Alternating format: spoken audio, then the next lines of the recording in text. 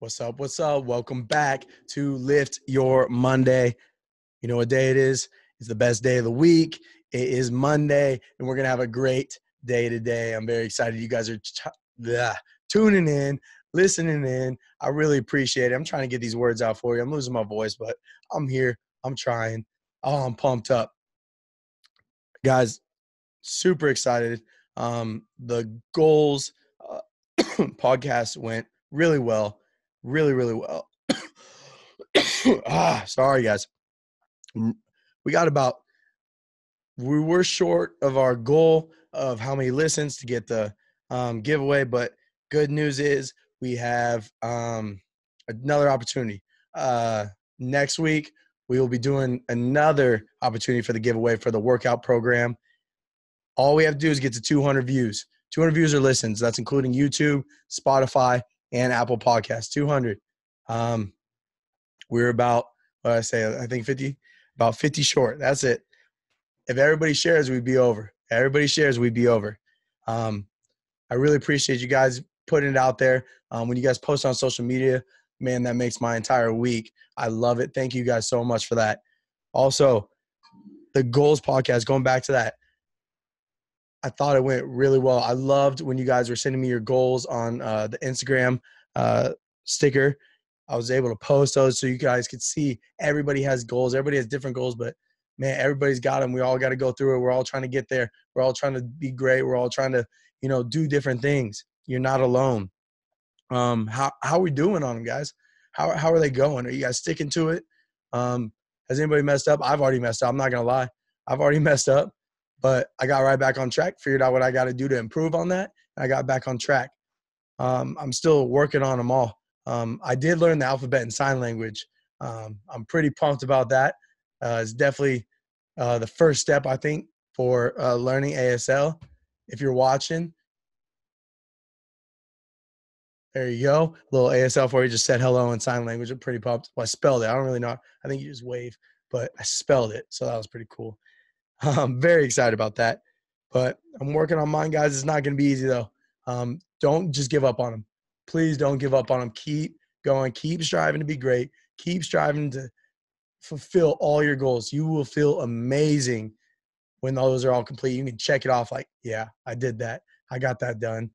And you're going to be able, all right, I can do this next one. I did that last one. I got this next one easy, right? Keep going, guys. Keep going. Don't forget, our website is qooh.me/liftyourmonday.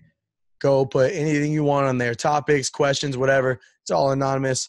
We'll answer a couple after every podcast, and we'll kind of put those out there for you guys to listen. Also, for anything about the podcast, I'm just solely going to do it on my Instagram. I might post some updates on the Twitter. But if you want anything, really go follow my Instagram. It's H_Jones01. That's where you'll find anything about new, what's coming, me asking you questions, who you want to hear, what topics you want to hear. Sometimes, like about the weightlifting one we did, I'll ask what you want to hear about weightlifting. So please pay attention to that. Check that out. Follow if you don't know. Share it. That would be great. Be pretty pumped about that. But let's get more people lifting their Monday. Somebody who doesn't like Monday. Shoot them a podcast. Shoot them your favorite one. Doesn't even have to be the newer one. Shoot them your favorite one. Let them hear it. This week, guys, I'm very, very excited because I have a special guest on. His name is Deon Lyle. You're in for a treat. This guy's story is amazing. When I was interviewing him, I honestly didn't even want to talk. I just wanted to just keep listening to his story. But at the end, we kind of once you get through, if you listen to the first half of the story and just shut it off, you won't believe what happens at the end. It's pretty cool. So you'll really enjoy it at the end. So we talk about his story, and then I kind of ask him a few deeper questions. And then we just do some rapid questions, kind of lighten the mood a little bit. And I'm hoping to have him on again. Definitely just for a follow-up, kind of dig into his mindset a little bit because he's got it. He understands. He gets it. And it's a really great opportunity that we were able to get him on the podcast. Also, if you guys want somebody on the podcast, let me know. I'll be happy to reach out. I've reached out to a lot of people. I got some people in line. We're going to do some cool things. Very excited for it. I hope you guys have a fantastic day. If you ever need anything, Let me know. Don't forget to lift your Monday ever. Best day of the week. Have a great day. It's Monday, guys. Let's go. I'm very excited. Hope you guys have a fantastic day. Here we go.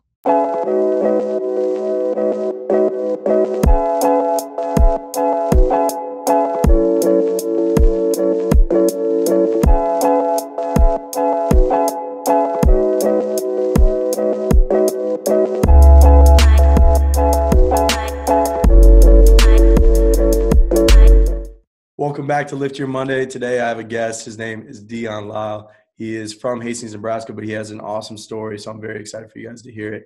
Deon, thank you for being here. Yeah, my pleasure. We got in contact through Jake Hamburger, and I'm very excited for you guys to hear kind of, his path to where he's at now and where he's trying to go, and you see how he's motivated and the path he's taken and what he's trying to do and what he uses to get through this and to get to where he wants to go. So, Deon, just so for the people listening or watching, kind of go through your story, coming from Hastings, Nebraska to college, to D1 college, and to playing overseas and all that. Yeah, for sure. So my name's Deon Lyle. I was born and raised in Hastings, Nebraska. Was here all the way up until I was 16, 17 in high school. So I grew up on the outskirts. And if you're from Hastings, there's three schools you go to Adams Central, or three high schools. You either go to Adams Central, St. Cecilia, or the high school. And originally my family was supposed to all go to Adams Central because we lived on the outskirts. If you live so far and from outside of town, you have to go to the Adams Central, and then St. Cecilia's private school and Hastings is public. So I was supposed to go to Adams Central. My older brother went to Adams Central. My sister went to Adams Central all the way up until I was in 5th grade.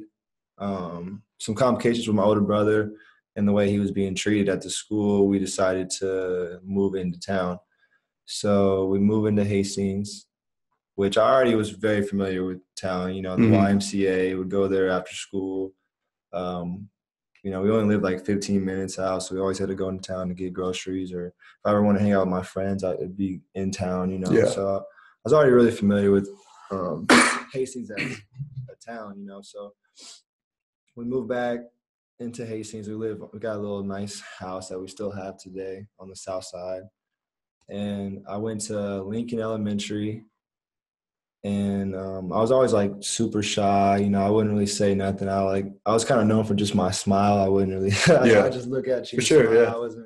I wasn't super social. I had a lot of friends because I was, just active throughout playing basketball or Y League, or, my father put me in a lot of activities. He gave me a chance to see what I wanted to do. I played midget football. I even played baseball.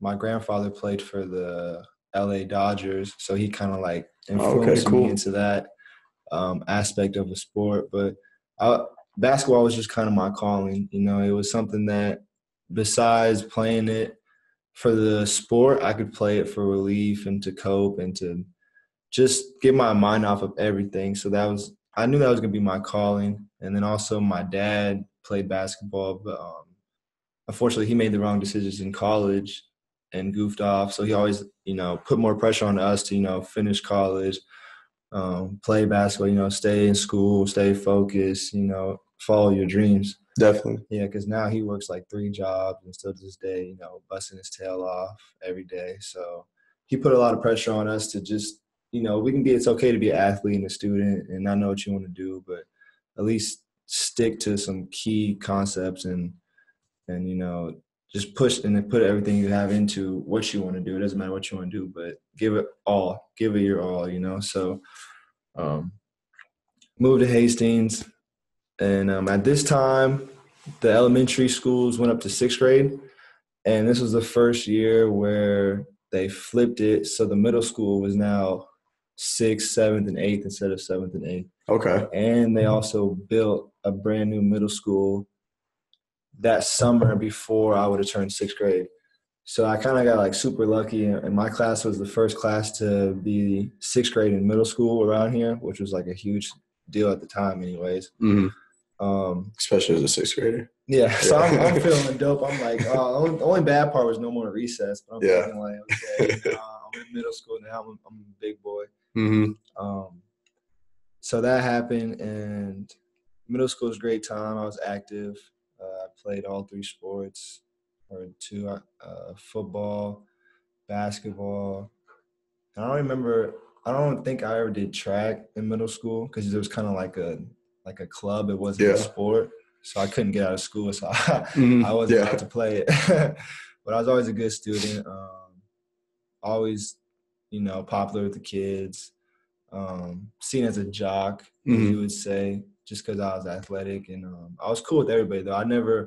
One thing I never wanted to do was be categorized as one type of person, as like a popular person, or like a person that only hangs out with certain people because of this and that. So I was always like, even to this day, whenever I come back, whoever comes up to me, whoever approaches me, I'm going to talk to them like a person, like I'm no better than they are. And I just kind of took that mindset growing up. So I connected with a lot of people that probably I shouldn't have, or I wouldn't have, but I just try to balance it in out. A good way. Yeah, in a good way, of course. I just try to be nice to everyone and just hope it would come back to me. So middle school was a great time. Everything was going good.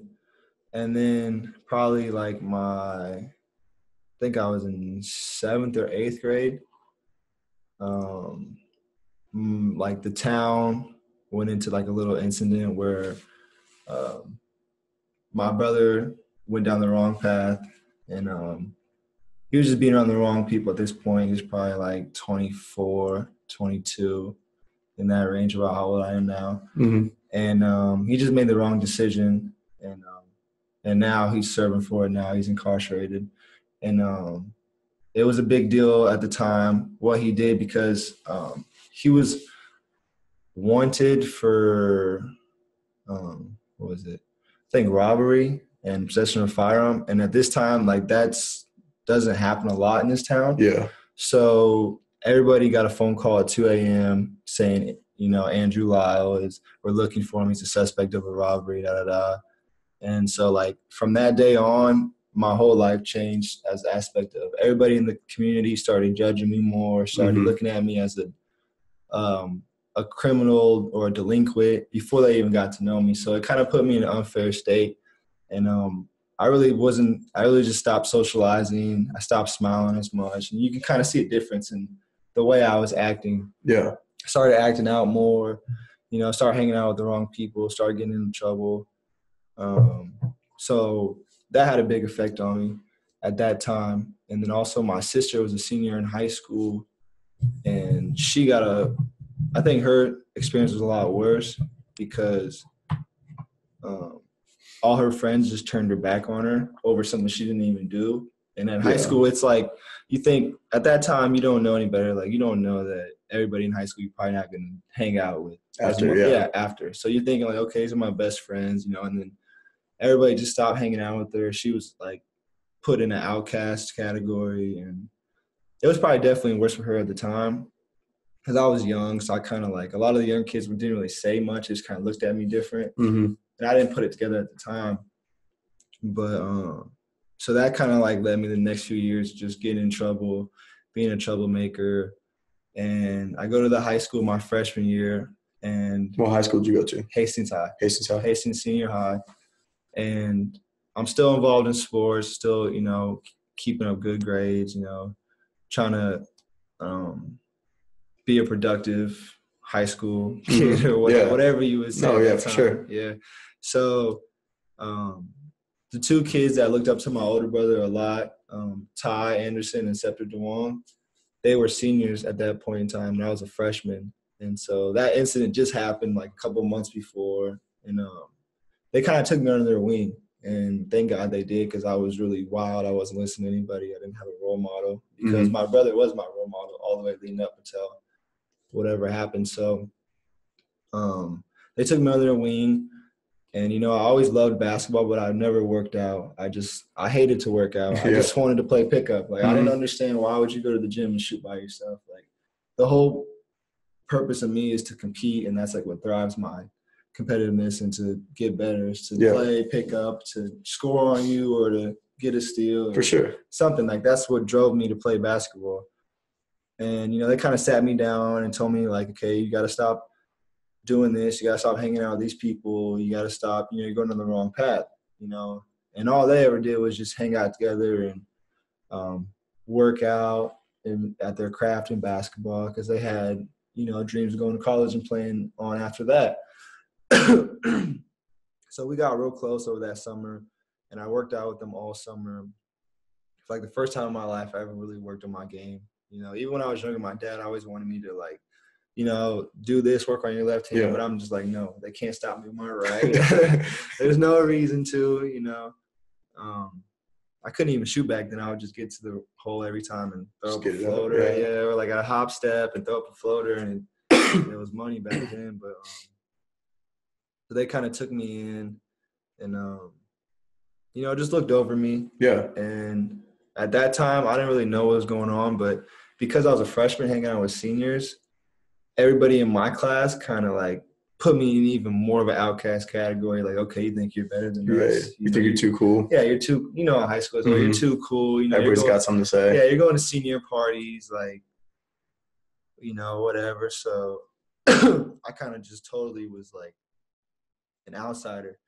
But at the same time, I was so active that everybody knew of me and I knew everybody. But I didn't really have like a set group of people I hung out with. I was always just kind of by myself, doing my own thing. And so they graduated, and I remember my dad telling me, and this still sticks with me to this day, he said, Deon, you're lucky to have friends that are older than you, that are trying to do or inspired to do what you want to do, which is play college basketball, get your college paid for. Because if I didn't get my college paid for through basketball, there's no way I was going to college. I didn't have the money to set it up. I didn't even have a clue how to, make a way. And my academics they were good, but they weren't good enough to go a scholarship to pay for school. For sure. I didn't like doing essays. I didn't fill out any scholarships at the time. They didn't have apps back then where you could just find like random scholarships. Like you had to literally go to the school, go get the thing, look at it, fill it out, and then send it in. I was like, I'm not doing all that. No, I know exactly what you mean. Yeah, I'm not. Like, I wish I would have, but So my dad told me, he said, Deon, watch these kids, how they go through life and how they go through college, and learn from their mistakes so you know how to maneuver when you get to that point. And I was still like a sophomore in high school, so like that really stuck me. I was like, okay, I'm going to watch them go, because I literally got the opportunity to watch them go, because they both went to junior college. So I got to see for 2 years before I even made my decision. Yeah. So that helped a lot, honestly. So I watched them go through their struggles to help me get to where I wanted to be. So anyway, since sophomore year goes, they go to college. I'm by myself now. I got like literally 2 friends that I probably hang out with almost every day. And I was going down a path where I was either my parents got divorced at this time, and that kind of hit me hard too. So I was struggling with that. And I was starting to act out a lot more because I was angry at the world. I was just angry at life. I was mad at God. I was wondering why he put me in this situation, why he keeps doing this to me. And my faith wasn't strong at all back then.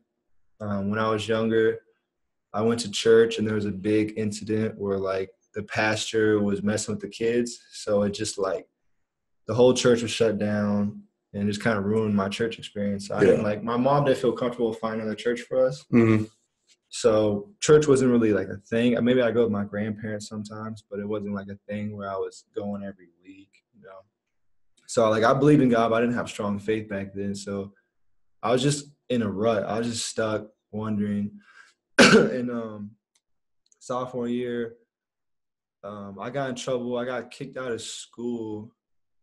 I can't remember what it was for. I think they confiscated some stuff in my car, which shouldn't have been there. Yeah. And so I got kicked out of school, and it was just crazy. Like how many opportunities I've got in my life, like second chances. Yeah. Is just amazing. So I just know like there's a deeper path for me than just doing what I'm doing now. Like God has seen more than the path I was going at that time or previously. So I went and moved in with my grandma, and I was doing homeschooling for like the rest of the year. I finished with like better grades than I would have in school. Yeah. Which was crazy. And didn't have a phone for like 4 months, didn't communicate with any of my friends. I got the opportunity because I did so good outside of school, and they saw a change in my habits that they let me come back to school again. At Hastings High? Yeah, Hastings High, Okay. which doesn't really happen a lot. Yeah, for sure. Especially for what I got exposed for. And I came back my junior year, and at this time I'm on probation. I had to sign a contract with my high school coach, which was Coach Creech. He just came in. This was his first year. He just left the college. And this was supposed to be my junior year. The best year I was supposed to have of basketball. I was supposed to start varsity, be the team captain, be the leader that I was meant to be. But I just didn't know how to be it. And I didn't have really any role models around me at that time to, like, keep me focused. So this time I signed a contract that says, with my head coach in basketball, that says, if I fail another probation violation, then I'm kicked off the team. And at the time, I'm thinking, okay, this is my only option. I'll sign it, whatever. And I was supposed to come back after, like, the second part after Christmas break. And I'm practicing with the whole team. I can't play with them. I can't travel with them. But at the home games, I sit on the bench. I try to be the best the best teammate I could be until I get back to help my guys. And like right before a week before I'm scheduled to play again, I violated probation, failed the UA. And instantly everything just flashed before my eyes. The contract that he brought up kicked me off the team, but like did it in a way like in front of everybody, like made a scene out of it. Made a scene kind of, kicked me off. And then because we signed a contract, this was like the weirdest thing ever. Because I signed a contract with him and he's through the school, and my probation. Because I signed a contract with him and my probation officer at the same time. Like we were all together in on it. They thought it was the best way to go. And because I failed or messed the contract up, it had to do with school as well for some reason, because it was like a legal binding of a contract. Okay. And he's a school official. So they put it up to the higher ups, and they expelled me because I violated probation. They expelled me again because that was like my last strike, which it didn't make sense to me at the time, but I didn't really, there's nothing I could have done. I was already in the wrong. So I had to just take the consequences. And so I got kicked out of school again for the second time. And at that point, I was like, okay, there's no way I can come back to the high school. There's no way I could stay in Hastings and play basketball and even have a shot, because I only have one more year left now, to even have a chance to, pursue my dream, pursue my college career.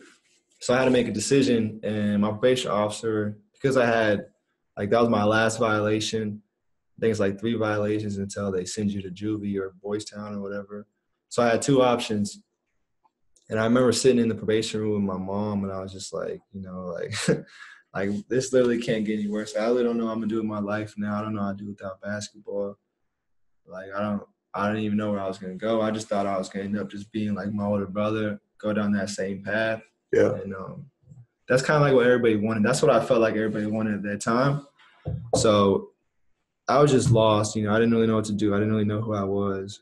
Because all my other friends are in school still, not worrying about none of this. Like this is not on their plate. So I made the decision to go to, it was either Boys Town or rehab. I had 2 options. And all I was thinking about is, where can I go that I can still play basketball? And I knew if I went to Boys Town, okay, yeah, I can play basketball, but I haven't really heard of a lot of guys or students or kids from Boys Town that went on and played, just because it just doesn't sound good. It sounds like a bad rap. Recruiting from a a juvenile school, So I decided to go to rehab, and it was called Valley Hope in Norton, Kansas.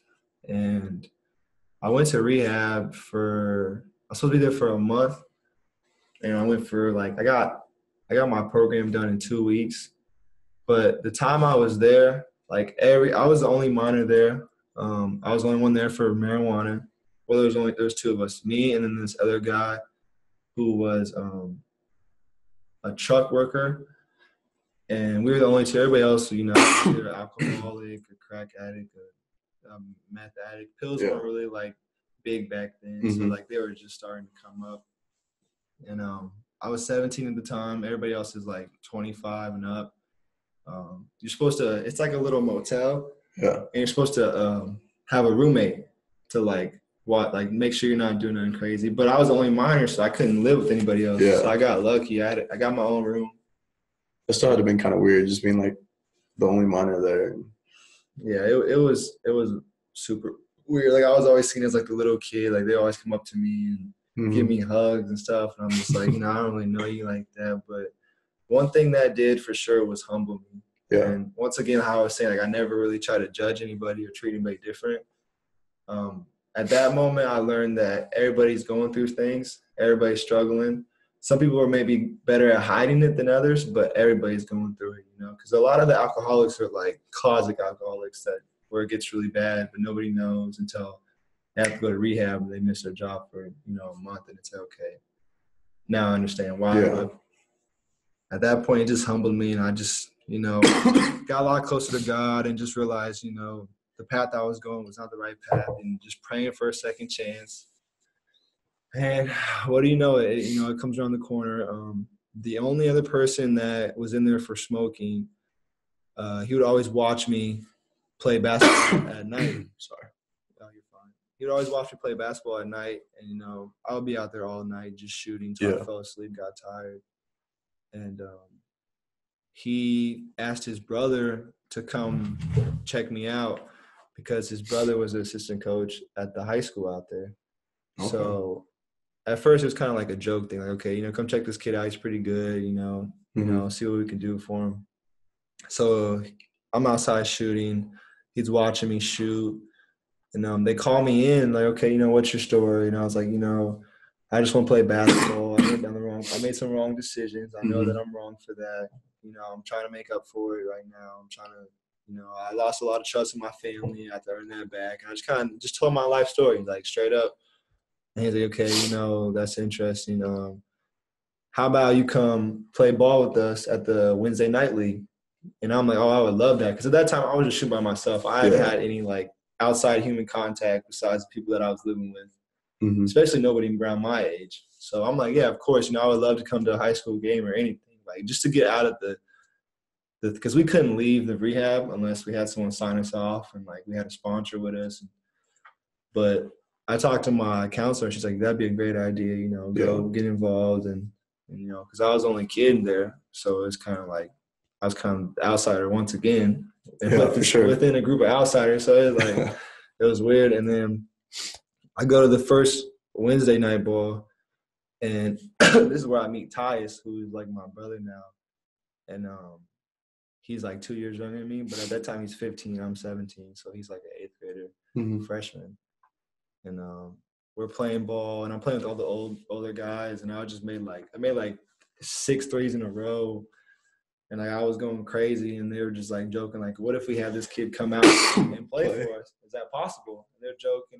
I'm just kind of looking at them I don't really think that could ever happen. Yeah. And then when I go home that night, I'm thinking, is this maybe my second chance? Is this God subliminally reaching out to me saying you need to jump on it, or at least give it an effort and see what they say? So I talked to his brother who's in the rehab with me for the next couple days, and I get closer with him. I'm like, that'd be awesome. Can you talk to him, see if that's an opportunity? So he reaches out, and basically within a couple of days from going to a total joke, it becomes a serious reality where it's a possibility. His name is Chris, the one that takes me in and the one that gave me the opportunity, Chris Henson. And at that time, he's asking his family if this is an idea we should do, because he has one daughter and one son, which is Ty's, the one I talked about previously.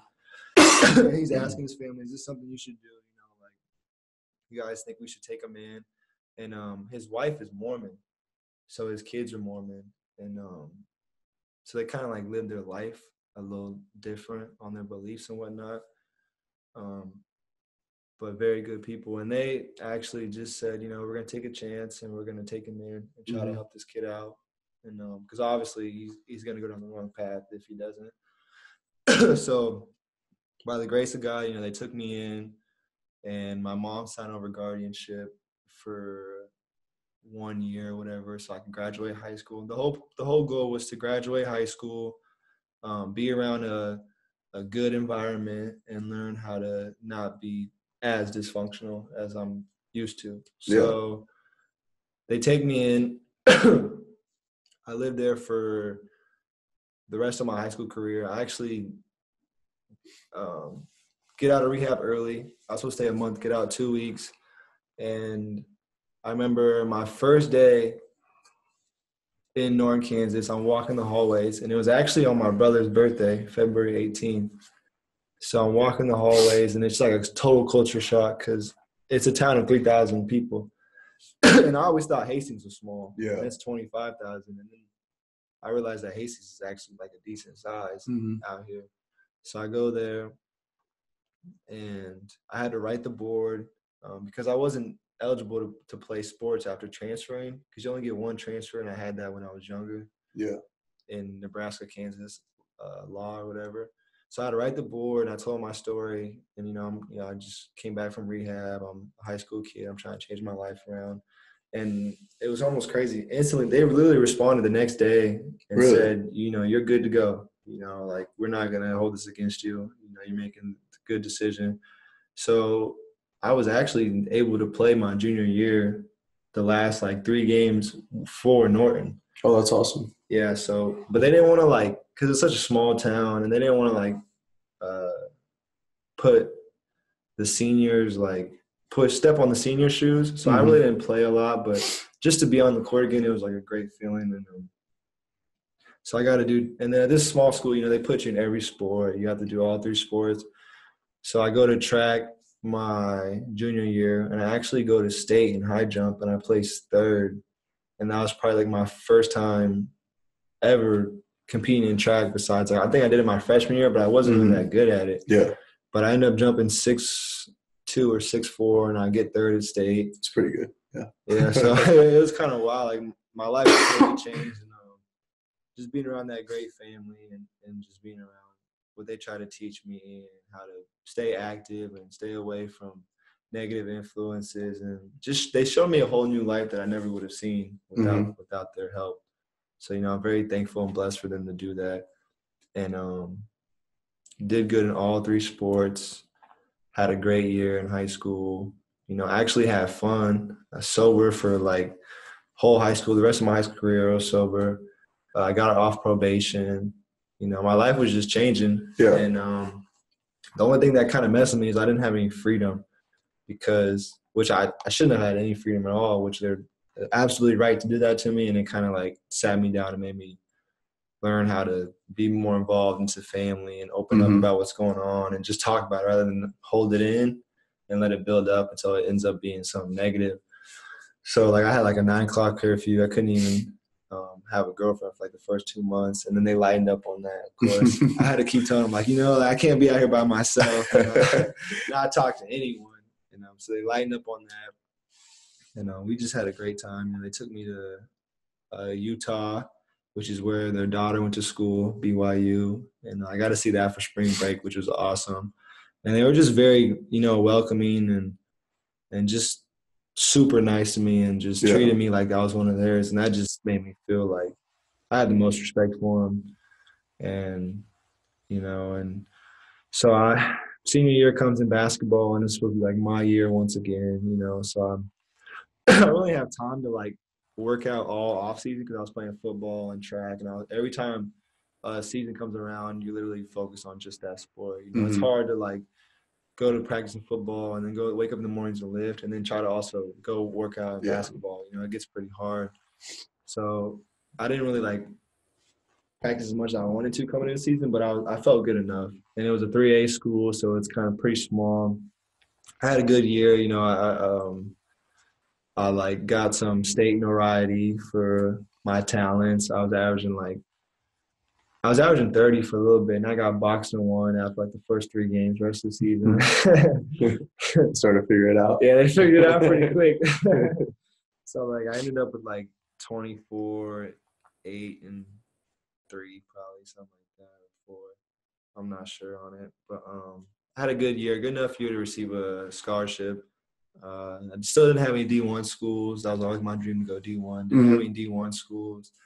Didn't really have much, you know, because I was kind of like a take a chance kid. I was like 1 year, okay, he's talented, but obviously he has problems off the court. So what's going on, you know? So I got offered by 2 JUCOs. I got offered by Cloud Community College, and I got offered by Pratt Community College.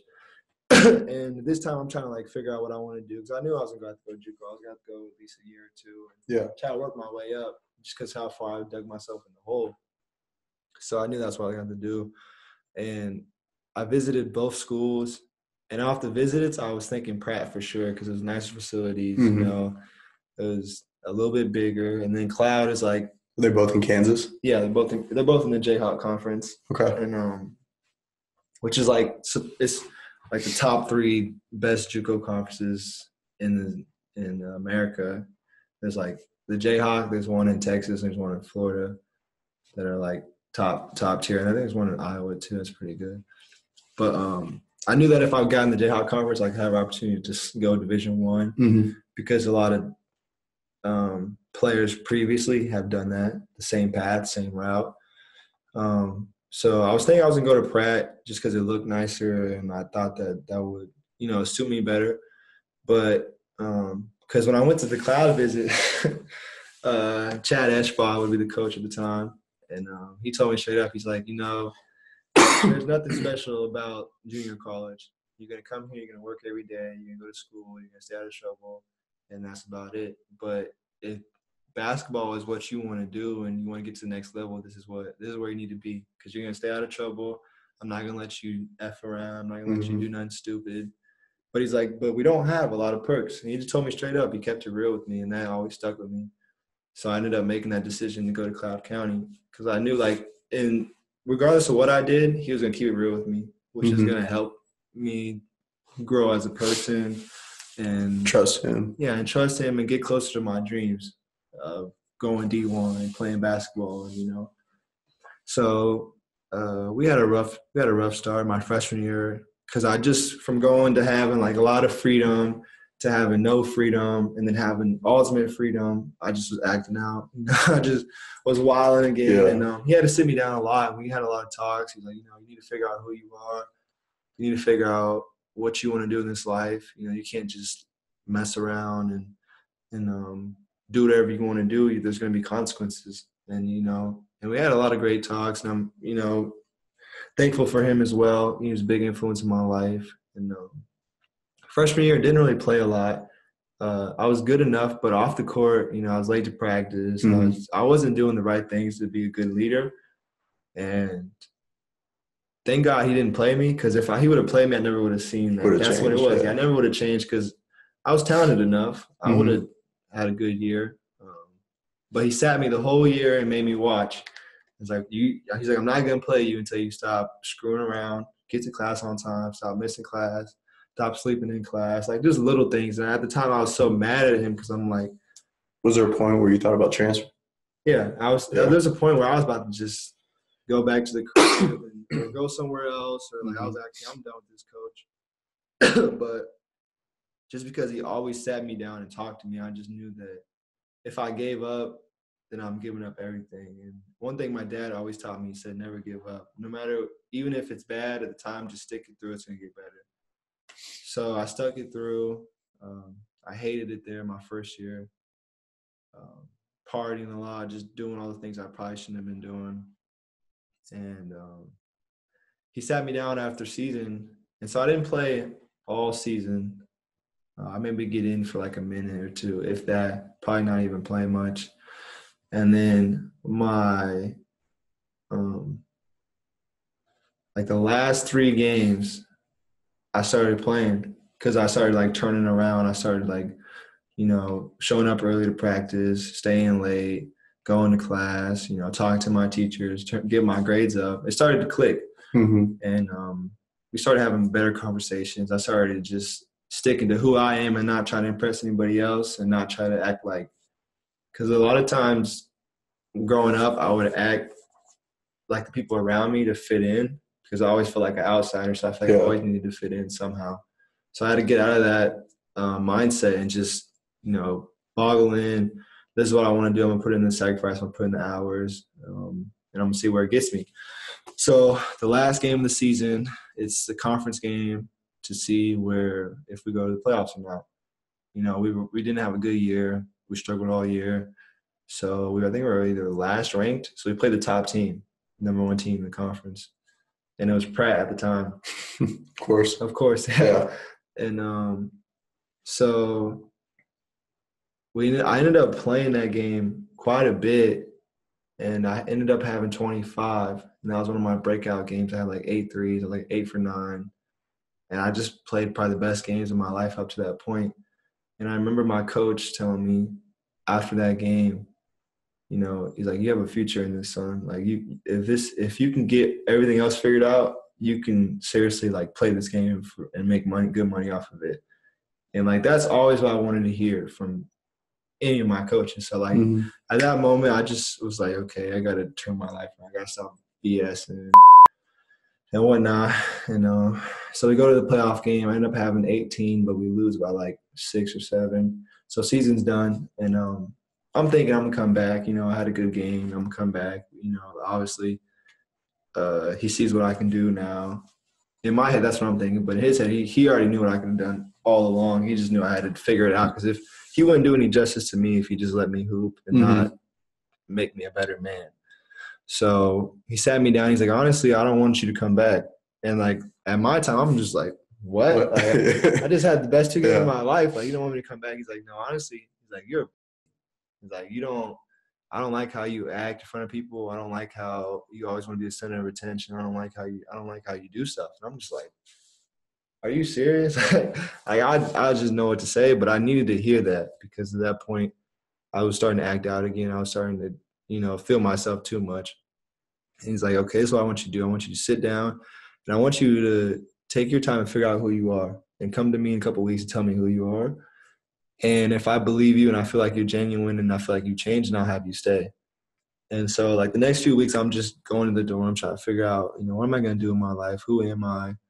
And I started thinking about how I grew up and what defined me and what made me what I was and all the things I had to persevere through and get through to get to where I'm at now. And I'm like, that's really who I am. I am, a product of my environment, but I'm also a product of my consequences and a product of my accomplishments. So instead of trying to be, what I saw myself as, I started just being who I was, and I try to start learning something every day and trying to like better myself, be the best person I could be at that time for myself, not for anybody else. And a couple of weeks later go by and I come back up to him and talk to him and he's like, I see a little difference in you, because he's a very observant coach. And it's such a small school where he knows everything. So like nothing gets by him. And he's like, no, I see a change in your heart. I see a change in the way you've been acting to people. And I want to give you another chance. I was like, okay, awesome. But he's like, on one condition. You have to come to summer school and stay with me all summer and finish all the grades with B's up and not miss any workouts or nothing and prove to me that you deserve the second chance. You deserve a spot on my team, on my roster.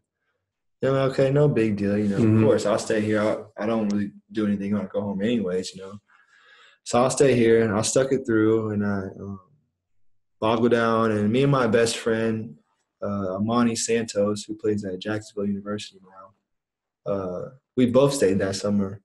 And we got really close. And we were already pretty close, but that summer really locked us in together. And now he's probably my best friend for life. Always will be. And we just helped each other get through it and just kept pushing each other. And, you know, I didn't miss any workouts. I was always early. And I got to a point where I would work out with coach and I go work out with myself. I got to that point where I was in great shape and everything was starting to look good for me. And like one thing that always was my trigger was coming back home because of either the situation I put myself in or the friends I'd hang out with. So he knew that, or my family. So he knew that, and so he kept me in Concordia all summer. And you know, I turned my life around 360, became a better man. You know, stopped doing all the things I was doing, stopped partying, stopped just doing the dumb stuff. You know, even treating certain girls wrong or just doing people wrong. I stopped doing all that. Got a job, was working at the library, and you know, I was just at a point where I was peaceful. Everything was just, you know, I felt positive about my future for once. You know, I felt like I was on the right track. And so the month goes by, a month and a half. I finished my schooling, all B's and above. I had a couple of A's, like 3 or 4 classes, and made every workout, didn't miss a workout. Started becoming a leader by example rather than just saying I'm a leader. Yeah, for sure. And he really noticed that. And he, you know, he was excited for me. He's like, you really changed. You know, I think you're going to have a really good year. I think you're going to have a breakout year. And I went to Boston the rest of that summer and stayed with my best friend, Amani, who he's from Boston. So I stayed with him. And that also opened my eyes to, like, more of just being who I am, because I always thought I was, like, hard, thuggish, like, just from, like, being influenced by rap and always loving music and loving the culture. Like, I thought that was me, but it's not. Yeah. So I always would try to act harder or, like, try to come off in that way. And once I went to Boston, I was like, nah, it gets real out here. Like, it gets real out here. And I'm like, nah, this is not for me. No, I'm just going to be a hooper. I don't want to even be involved in that thug lifestyle at all. Like, it all ends to one or two options, either jail or death. And I was like, no, I don't want to go down the same path as my brother. So I just completely decided to look at basketball as my job rather than just a sport that I play. So I started putting in extra time, started clocking in, you know, waking up every day, working out at 6 in the morning before, because we were working for the NECS, New England Community Service. And it's like a boys' town and girls' town for like a bunch of kids around, try to bring them, like a boys' club or whatever, try to bring them around and involve them in sports. Like, we took them to the museum sometimes. We would go, like, wake up at 6 a.m., go pick them up outside of Boston. And then we bring them back to Boston and take them to, like, we took them to the Red Sox stadium one time. Okay. And, like, just cool things like that. And I started to find a passion in helping the youth and trying to be a mentor and a role model. And I started to enjoy that. And I had a great summer, worked out with my best friend all summer. You know, we really worked on our craft, pushed each other.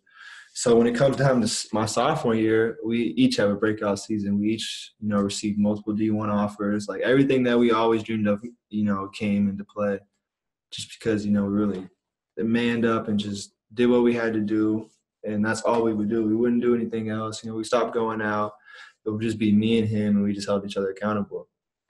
So we had a breakout sophomore season. We went from like a 8-win season my freshman year to a 20-win season my sophomore year, and we were actually ranked like 3rd in the conference. And we lost once again. We played Pratt at our place now, and we lost to them. And so my sophomore season's over just like that. And I remember I was just thinking, like, I didn't think it'd go by this fast. You know, I didn't really know what I was going to do. I had offers, but I don't know. I just kind of was like, it all just went before my eyes. I'm like, wow, you know, now I got to move on, next step. So I started going on visits, and I went on a visit to San Antonio, UTSA, Texas San Antonio. Keep going. And, so I went on that visit after my spring break in Padre Island, and they kind of, like, knew that I was in the spring break mood, so they kind of, like, sold me on the, like, you know, it's nicer here. It's, you know, everything that the Mexican food? Yeah. So far. They took me to a little Mexican restaurant first night. And, of course, the girls are beautiful out there. The culture out there. The diversity is insane. And I just honestly fell in love with it and went for it. There's a ton to do, too. Yeah. For sure, for sure. So I went for and I signed with them. On the visit, I signed with them. And first time in my life, I felt like I accomplished my dream. Mm-hmm. But I knew I wasn't done because I had to keep pushing.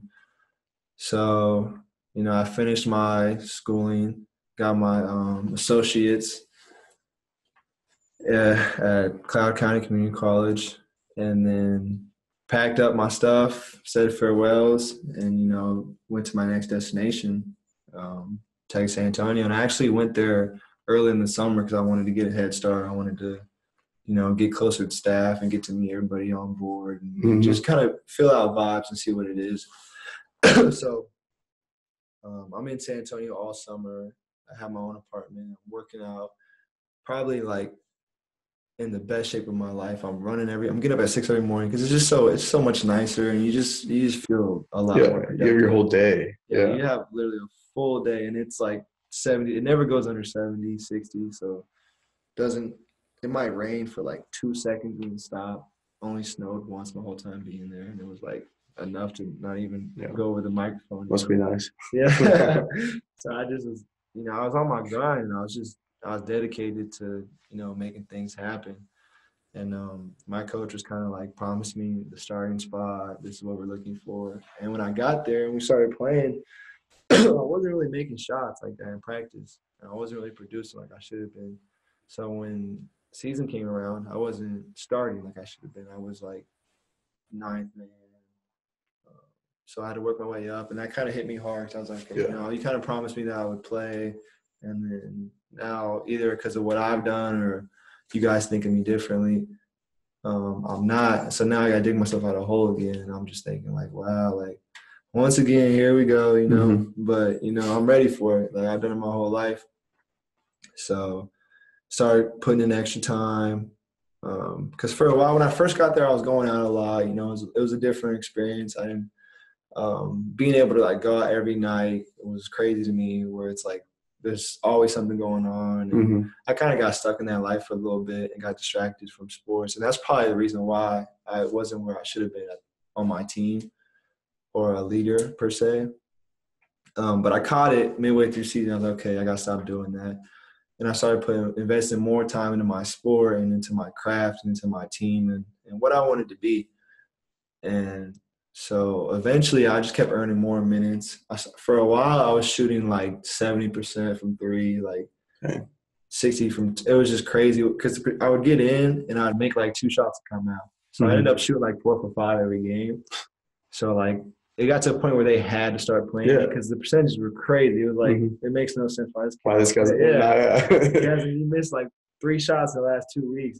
So they started playing me, and I ended up getting 6th man of the year, and I started the last 5 games of the season.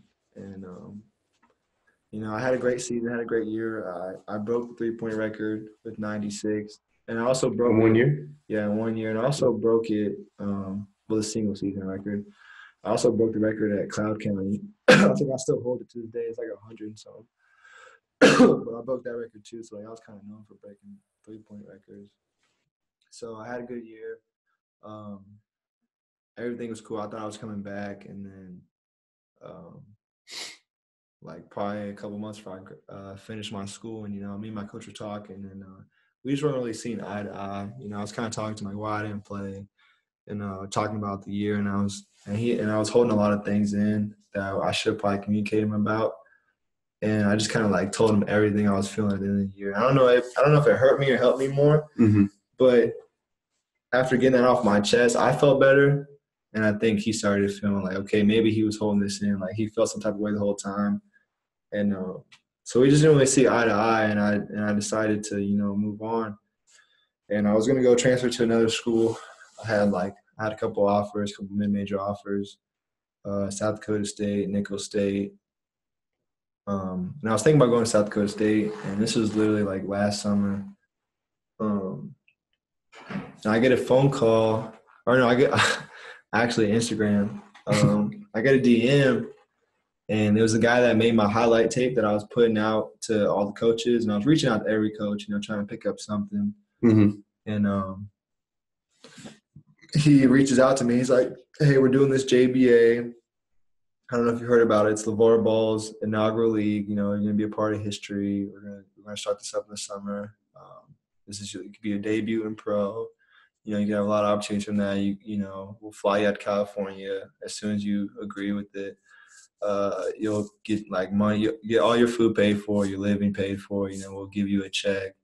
And I'm just thinking like, wow, this sounds crazy. Like what an opportunity, like opportunity of a lifetime, especially from being from Hastings, Nebraska, and being able to meet. In your path you've gone so far. Yeah, and being able to just meet, you know, Lonzo or LeVar, or just people that they're around, and like people that have made such an influence in America and are like strong businessmen as well. Yeah. You know, like he's a millionaire. He built his company within 3 years. Mm-hmm. So I was interested, intrigued in that. So I was like, you know what? You know, I've never really like enjoyed school, and I feel like if I sit out a year, I'll probably end up putting myself in worse trouble than I should. So I just made the tough decision. I talked to my family about it. You know, I just decided to go pro. So I signed with the JBA. I did that in the summer, and it had a great turnout, actually. It had a great turnout. I still have a lot of fans hit me up all the time. A lot of people from Hastings tell me that they actually watch me, and they really thought it was cool. That's awesome. Yeah, I have people that come up to me and take photos, and like it's so weird now to like be like a celebrity in my town. Knowing that I got kicked out of school. And like a couple years ago, everything was like, it was nothing. And never gonna look like that. And, you know, now it's cool. Like kids look up to me now, and they come up to me all the time. Like, can I get a picture? And I'll just be like, yeah, of course. You know, like, yo, can you show me some drills? Like, how can I get to the next level? And you know, I'm willing to do whatever, because when I was at that age, nobody really helped me out. Like, the hardest thing growing up in this area is AAU programs are not there. Yeah. There's no EYBL. There's no like shoe. The Nike's not coming to Nebraska saying I'm the sponsor. Coming up for shoes. So like, and you don't have people putting you in the right path to be successful in that sport. You know, if anything, Nebraska's known for football. It's not. Yeah. It's never really been basketball. So like, I've always wanted to bring that aspect to Nebraska, and I still want to. I still have goals of doing that and dreams of doing that. But yeah, when I was growing up, it wasn't like I didn't have anybody that could train me or tell me where to go or how to go down this path, because no one's ever been down that path before. So like I'm kind of the first person to like go pro from my city and still like trying to get to the league and still pushing to get to the NBA and still like giving back to the community. Like I have a YMCA camp coming up in this summer for all the youth kids around here, and I'm hoping it's a great turnout. I already know kids around Hastings have, you know, reached out to me. Like, I want to come for sure. But I'm really focused on Hastings because I feel like, you know, you got to start where home's at. You got awesome. You got to at least give back and maybe inspire the next kid down the road. But yeah, so. Man, that's Jake told me a little bit, but that's a crazy story, man. Wow. Every time I tell someone, think back at it and say, I don't know how I got to where I'm at now. Like if you told somebody the first half of that story, I don't know if they wouldn't believe the second. Yeah. So if I tell you all the way up until JUCO, you wouldn't believe it. You're like, no way. If you weren't playing basketball, what would you be doing? Honestly, I'd probably try to go into entertainment. I've always, you know, had a big passion for movies. And, I actually have gone into entertainment now. I'm featured on Ball in the Family. It's on Facebook Watch every Sunday. But I've always had a passion for acting and like and trying to make people laugh and just entertain people in general. Even when I play basketball, like I have so much love for the game that I rather entertain the audience than just, you know, play for my own good. That's what I get enjoyment from, is seeing the crowd go oohs and ahs and like coming up after, like, oh, that was the same move you did. I'm like, yeah, okay. Like that's kind of what inspires me. So I think I would have somehow gotten entertainment. Probably would have been like doing crazy stuff on Instagram. Yeah, for sure. I can't do that now. Yeah. I play basketball, but if I wasn't playing, I would definitely go the Instagram route or Vine route. A lot of people have made it that way. So I think I was just doing little skits all the time. Oh, for sure. I mean, sometimes you wonder, like, how did this guy get famous? Like King Batch, he's got his own movies now, and all from Instagram. It's like, wow, he really made the most of his situation. A lot of them, like, start like making music all of a sudden now Yeah, too? And you're like, I think DC Young Fly, he came oh out yeah, with he's like an came R&B home. album, and it's like top 20 in there. I'm like, what? He's a comedian too. He's on Wild now. He's So, goofy. Yeah, I like him. I yeah. love him on Wild. I watch him all the time on Wild now. Like, so you were talking about like having that motivation, but I actually had a question that somebody asked. It's like, how do you find motivation to get up on your own and get to the gym and shoot by yourself, practice by yourself and, put up shots every day? What I use for motivation, and I think everybody does at one point, is try to use other people's stories, other people's inspiration to motivate you. I try to watch a lot of inspirational stuff throughout my day. Like I started watching the Titan games the other day. It just came out. It's on NBC. The Rock hosted. And, that inspires me a lot, just watching that, because it's everyday people doing extraordinary things, like just beasts on the field. Like they just do these little crash courses, and they're either like pulling a 350 like 2x4 to break down a wall or something, just crazy stuff. So like that inspires me. Or if I can't really like find inspiration from other people, I look deep down and think about my struggle and think about where I was at, and where I didn't want to be, and where I want to be in the future. And a lot of times, like thinking about my struggles and when I didn't have it so well keeps me grounded, and like it puts my back against the wall. So like when things are not going good, your back's against the wall, and you only have one option to move forward. So whenever I'm struggling, whenever I don't want to work out, whenever I don't want to wake up, I just think about, okay, Deon, if I don't wake up, there's a possibility you can end up being back where you were at. There's a possibility all the success would never have happened. So I just think about that constantly and just keep pushing and keep going forward, pushing myself. So with that, what's your definition of success? When we talked about it on the podcast before, everybody has a different definition. Success means different things to everybody else. So what is your definition of success? I think success ultimately comes down to consistency, determination, and willpower. And I wouldn't say success is a reward or success is like an accomplishment. I think success is when you say you're going to do something and you get it done. Like I think there's success in everyday life. There's success in long-term, short-term. I think a lot of times people think success is only about winning and only about getting the biggest trophy or, first place this. But for me, I try to win every day. So I try to like, whatever I do, I try to, succeed in. So for me, just straight up saying I'm going to do something and being a man of my word and getting it done. And then over time, enough successes is going to lead to overall success, or victory or whatever. So I would just say, like just goal by goal, focus on that until you succeed and then get to the next one. And that just kind of keeps me going. I keep it small. I keep it simple. I don't think like success is an ultimate goal where you're either rich or famous or you have everything you want. Because material things don't mean anything at the end of the day. And none of that really. Can't take them with you. Yeah, you can't take them with you. And you can't take money with you, none of that. So, what you end up in this life is what you put on earth and, what you give out and your legacy and what you leave on this earth, It's not I just try to keep it simple. So. Nice. Man, I really appreciate you coming on. For you guys that don't know, like, we just met like an hour ago. Yeah, and for sure. So this is it's probably a little uncomfortable for you. No, I'm used to it. I've been getting interviews a lot lately. Well, I appreciate you coming on, man. It's been good. We'll do some rapid questions to kind of finish, kind of random, but give them your Instagram, Twitter, whatever you got. Oh, yeah, for sure. Let them know. Yeah, follow me on Instagram, Deon Lyle, DeonLyle_. Twitter is the same thing. And anything else, I don't really get on Twitter, but you can follow me. Instagram would be the thing, though. Check it out. And make sure you guys catch them on Facebook, facebook.com, watch/Ball in the Family every Sunday.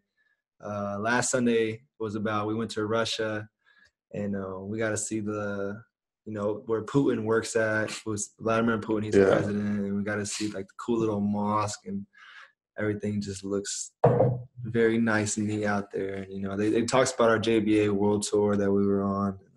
Check it out. It's funny. It's good material. It's fresh. So that's awesome, man. Appreciate it. We'll probably have to get you on again. Just kind of, there's more we can talk about. I'm ready whenever. I can talk all day. There we go. All right. Rapid questions. Ready? I'm ready for it. Right off the top. Quiz me. Nike or Adidas? Nike. Is a hot dog a sandwich? No. If you could be an animal, what and why? I'd be a lion, but I feel like that's cliche. So I'm going to go with a chameleon because I can change colors in any situation. I can adapt to my environment. There you go. Favorite superhero? Oh, Batman. I've been watching the Gotham like crazy. Favorite basketball player?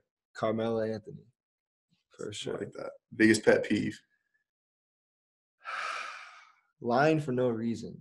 Like that's a good one. Just like situation. I even do it sometimes. Like your friends are okay, let's go hang out. Come over. Where are you at? Oh, I'm 10 minutes down the road. Oh, you haven't even left your house yet. Early bird or night owl? Both. Honestly, both. I'm sure the night owl helps being an early bird. Yeah. If you could live in one place, where would it be in the world? I actually got this question on Instagram the other day, and I think I said California, but I really want to I wanted to say somewhere outside of America, but I couldn't just think of something off the top of my head. But yeah, probably in the States, California for sure. California is probably the coolest state to me by far. Cold weather or warm weather? Warm. Yeah. Even though it's cold out here. It's too cold out here. Too cold. If you're stranded on an island and you can only have two things, what would they be? Two things? Only two. Oh, man, I'm going to need my toothbrush. Oh, I can't do toothbrush. I can't get toothpaste, huh? You can combine that. I can combine it? Yeah. My toothbrush and a basketball. And a basketball? That's all I need. You dribble on the sand? Yeah, I'm dribbling on the sand. I'm going to make a court out of the wood or something. All right. Favorite musical artist? Oh, that's tough. Of all time, Wiz Khalifa. I probably listen to him the most. All right. Everybody. Dinner with three people, dead or alive. Who are they? Oh, man. Michael Jackson, Michael Jordan, and Prince. That's a combo. I think that would be a dope dinner. That's a combo. I think that would be a dope dinner. Best rapper ever? Ever? Tupac. Tupac Shakur. Last one. MJ or LeBron? MJ. I'm sorry, LeBron. You might have it, but I can't give it up on MJ. That's the GOAT, for real. Man, I appreciate it. For real. You got any questions for me or anything? Oh, man. Yeah. What inspires you to do these podcasts? For me, it's, the little messages I get, even from sometimes it's one, sometimes I get about 5, 10 or something like that. Mm-hmm. It's just saying hey, thank you. This really helped me today. Or, hey, I needed this one. Or, hey, today this podcast was what I needed to kind of get me going. I put it out today, 5 listens or 500 listens. It doesn't matter to me. One message like this keeps me going. So definitely, that's pretty cool. And if I can help one person, it's all that matters to me. Definitely. And that's all we can do, one person at a time. Amen, man. I appreciate it. Again, you guys have any questions, QOOH.me/liftyourmonday. You can find it on Apple Podcasts. You can find it on Spotify, and you can check out the video on YouTube. Please share it. We'll be back again next Monday. I hope you guys have a great day. Great day, good day. It's your choice. Don't forget to lift your Monday. Thank you. And we're out.